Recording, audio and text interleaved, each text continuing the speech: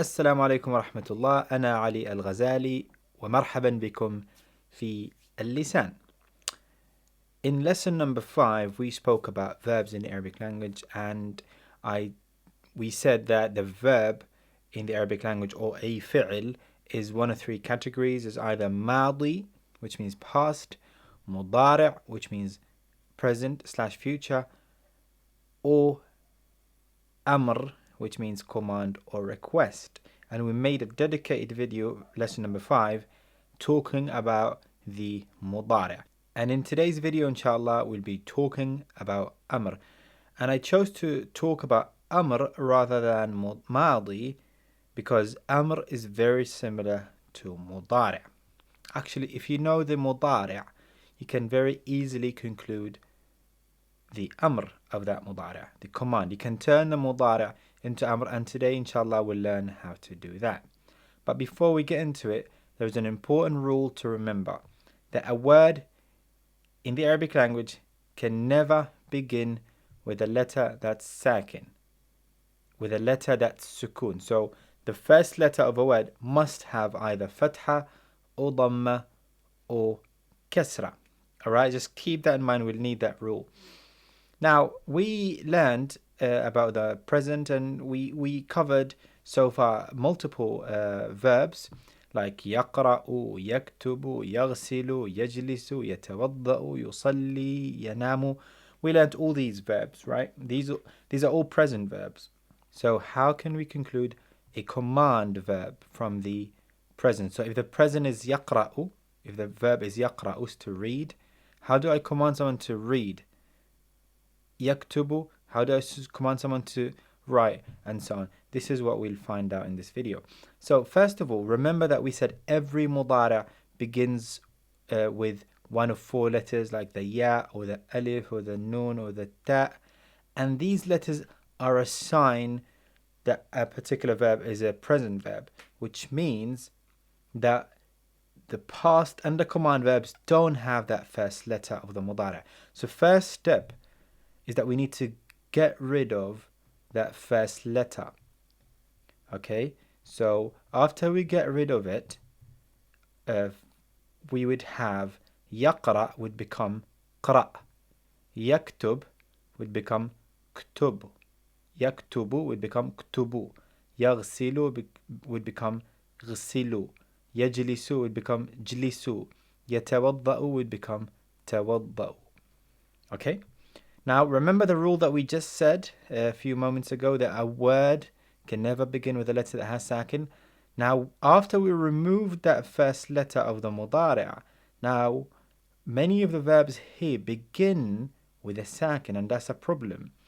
And to get rid of that problem, we add a hamza before that letter. So, قرأوا becomes اقرأ, اكتبوا becomes اكتب, اغسلوا becomes اغسل, جلسوا becomes اجلس. And for the verb يتوضأ, I didn't have that issue because after I removed the ya, the next letter didn't have sukun, so I didn't need to add anything, so it became توضأ. Okay? And notice here that the command verb usually ends with a sukun, unlike the present. The present ends with a dhamma, يقرأوا, يكتبوا, يغسلوا, يجلسوا, but the command ends with a sukun. If you're commanding a male, you would say اقرأ, اكتب, اغسل, اجلس, توضأ. And there's one last thing we need to mention here, is that the extra alif we add at the beginning of the command would either be with a kasra or with a dhamma, depending on that third letter. So if that third letter had dhamma, then the alif at the beginning would also have dhamma, like he, uktub.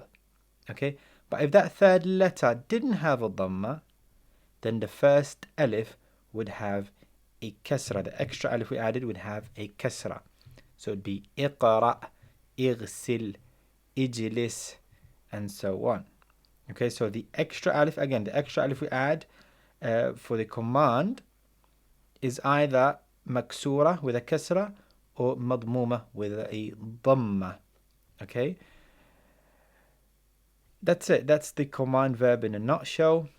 So again, يقرأ becomes اقرأ, يكتب اكتب, يغسل اغسل, يجلس اجلس, يتوضأ توضأ, and so on. Now this is how we command a male. You would say Ahmad اقرأ or اجلس or توضأ. But if you are commanding a female, you would add a ya at the end of the command verb. So I would say يا فاطمة اقرأي اكتبي اغسلي اجلسي اعملي ادخلي, and so on. Okay, again, أحمد اقرأ, فاطمة اقرأي, اكتب اكتبي, اغسل اغسلي, اجلس sit down, اجلسي sit down, اعمل work, اعملي, ادخل أنت ادخلي, and so on. So if you understand this rule that I just gave you, you would be able to know the command verb of any present verb that you come across. And inshallah, as we continue to go through the book, we will come across many more present verbs and command verbs. And inshallah, I will make another dedicated video talking about the madi, the past verb. And I hope you found this one beneficial. And don't forget to like, share, subscribe, the usual stuff. And I have been Ali Al-Ghazali, and I'll be speaking to you very soon. Assalamu alaikum.